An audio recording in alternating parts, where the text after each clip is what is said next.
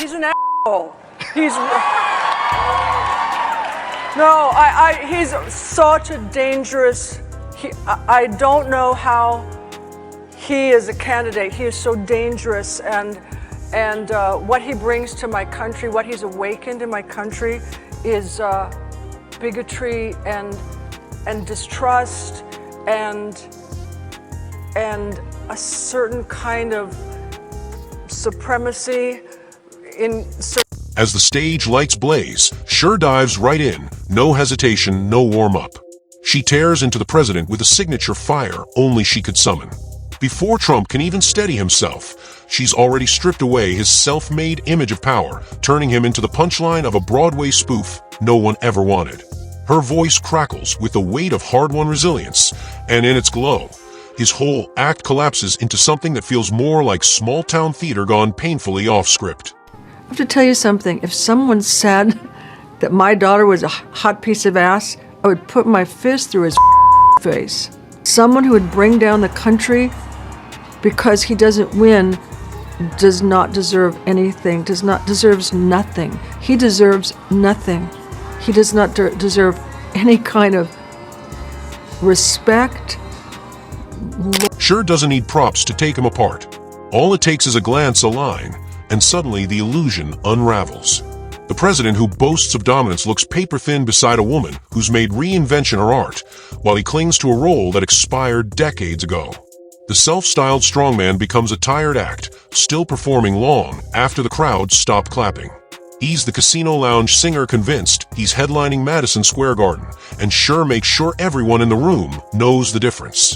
The people he will bring with him will put an end to any hope that women have of getting the rights that we had in Roe versus Wade. I believe they will put an end to any gay marriage. They will put an end to gay adoption. It's not going to hurt me. I'm 70. It's not going to do anything to me, but it's going to do stuff to young people.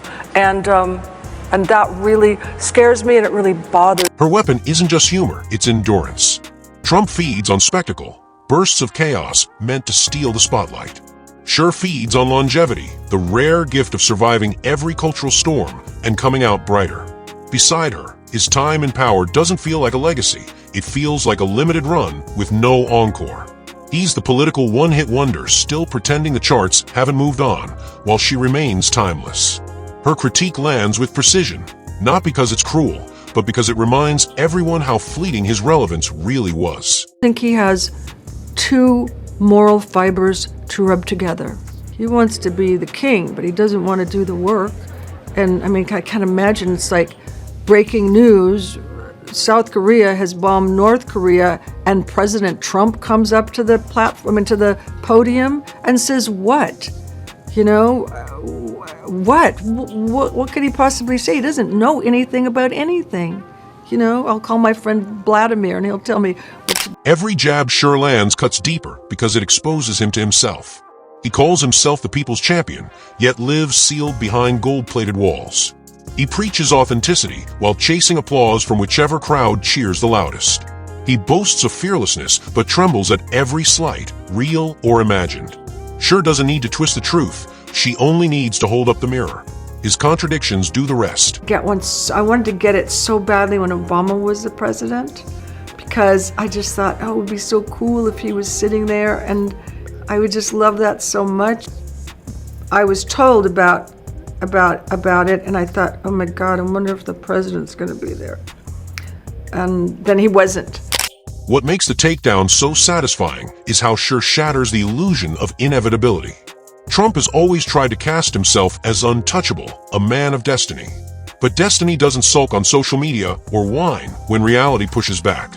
By the time Cher is finished, he doesn't look unstoppable, he looks disposable. Just another noise merchant who confused attention for respect. And when she's through, that attention no longer feels like power, it feels like mockery. And he lies. He tells something, and then you go back and you see what he said, and it seems like the truth both times. He's so terrific at lying. I've never seen anybody so good. I mean, it's amazing. I could go on and on this subject forever because I'm so tired. Cher's brilliance lies in restraint. She doesn't answer bluster with more bluster. She answers it with mockery. She knows you don't outshout a circus, you expose the clown's shoes. Trump wanted to be feared, but under her razor wit, he becomes a punchline. He's no gladiator. He's the guy who stumbles over his own cape before the fight even begins. The harder he tries to inflate his image, the smaller he looks beneath her spotlight. The contrast couldn't be starker. Cher has spent decades taking hits, championing causes, and still commanding respect. Trump, meanwhile, can't survive a day without loyalty oaths, like a monarch terrified of mutiny. She doesn't need a crowd to know who she is. He can't breathe without one reminding him he matters. That dependence shrinks him, a performer haunted by the silence that follows applause.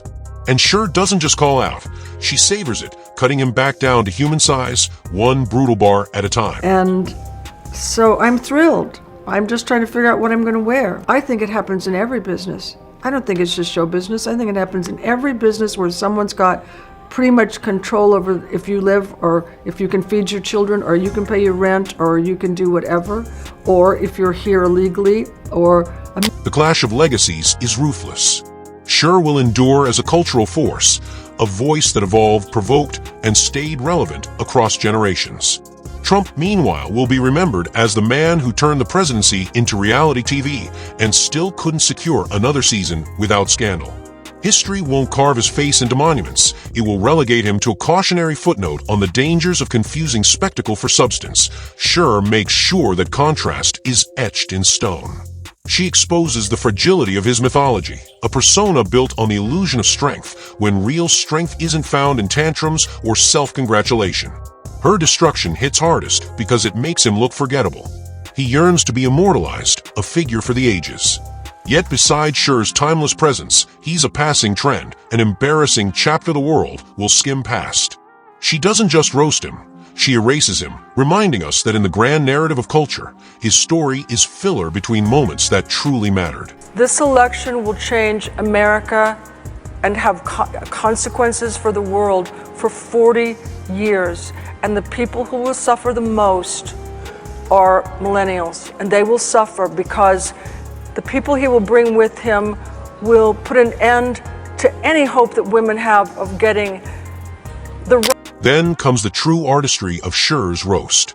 She's not just mocking a man, she's mocking the emptiness of everything he embodies.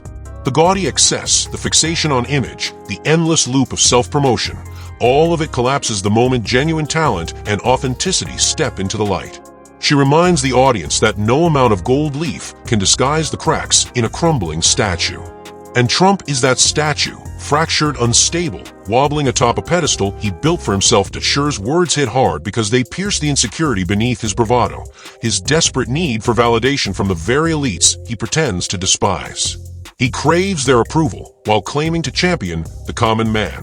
He yearns for credibility, yet lashes out at anyone who questions him. For years, Trump sold himself as a winner, but every encounter with someone genuinely respected, truly influential, turns him into the punchline. Cher doesn't need a shout or flail. She just reminds everyone that his greatest triumphs were mostly smoke and mirrors, an empire built on ego, not endurance. A movement powered less by conviction and more by grievance. I will do everything in my power to protect our LGBTQ citizens from the violence and oppression of a hateful foreign ideology. Cher, what was your reaction when you heard him say that?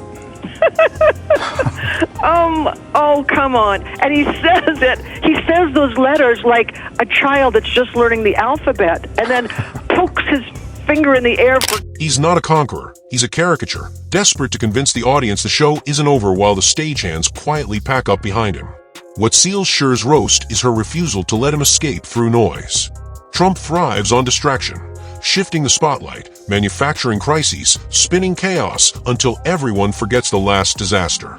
But Cher fixes the light in place, forcing the crowd to see him for what he is. No sleight of hand, no stagecraft, just raw, unforgiving exposure. And once that illusion cracks, no amount of shouting can glue it back together. The irony is poetic. Trump wanted to be a cultural icon, yet his real legacy is that of a walking punchline. He tried to sculpt a myth of dominance, but Cher's precision dismantles it into farce. His speeches don't echo through history, they echo through memes. His rallies don't feel like movements, they feel like blooper reels queued up for late-night television. He imagined himself writing a chapter in the Book of Greatness, but when Cher clears the smoke, what remains is a man clinging to a role long past its expiration date. The illusion of power dissolves under her gaze, leaving only a performer who mistook swagger for substance. Thank you so much for coming out for Hillary.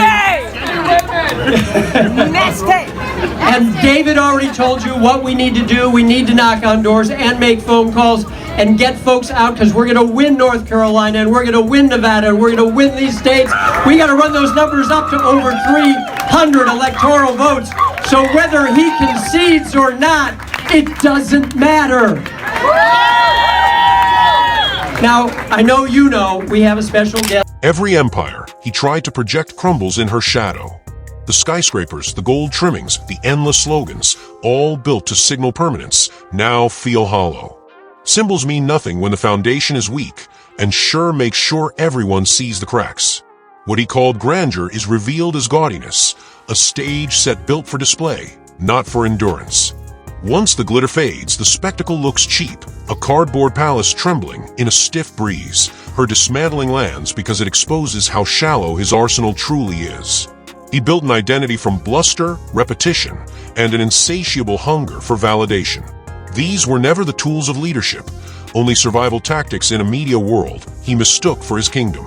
He longed to be remembered as the embodiment of strength, yet his obsession with proving it only underscored his fragility. He demanded loyalty but mistook fear for respect, surrounding himself not with allies, but with sycophants.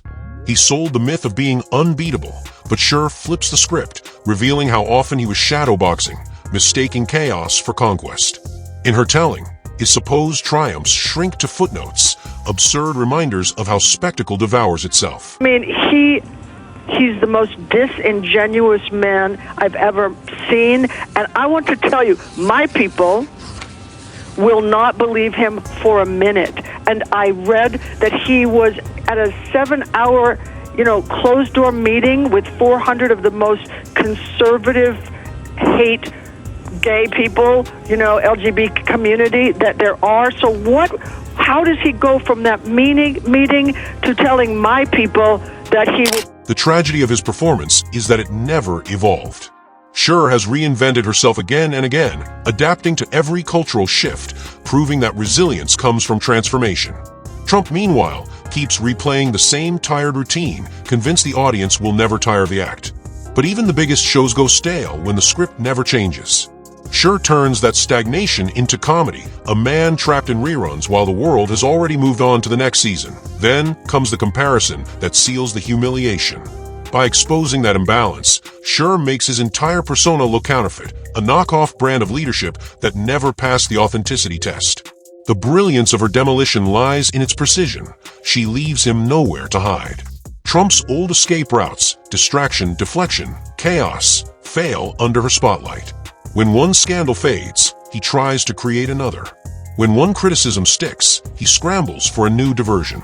But Cher keeps the focus locked, forcing him to face the one thing he can't spin: himself. I mean, I think that every one of us in this room knows one reason or 50 reasons why we are terrified and don't like Donald Trump. Right. But there are more reasons that he's just like, I was talking to my friend yesterday, and I was saying, he had so many, like on paper, he looked so good. He was brought up rich. He had a good education. He's got all these young chicks. I don't know how young, but he's got all these young chicks, and he just keeps trading them in on younger chicks. And he's got all this money, and he's famous, and still he's such a... But Cher fixes the spotlight in place. No side exits, no smoke machines, no last-minute distractions. He's trapped in the glare, and under that unforgiving light, every flaw becomes undeniable. The louder he shouts, the smaller he seems, because the performance has already been revealed for what it is: hollow theater. His downfall in her hands isn't noisy, it's absolute. She doesn't need to outshout him. She dismantles the illusion of significance by showing how little there ever was to begin with. When the curtain finally falls, there's no encore, no revival tour, no triumphant return.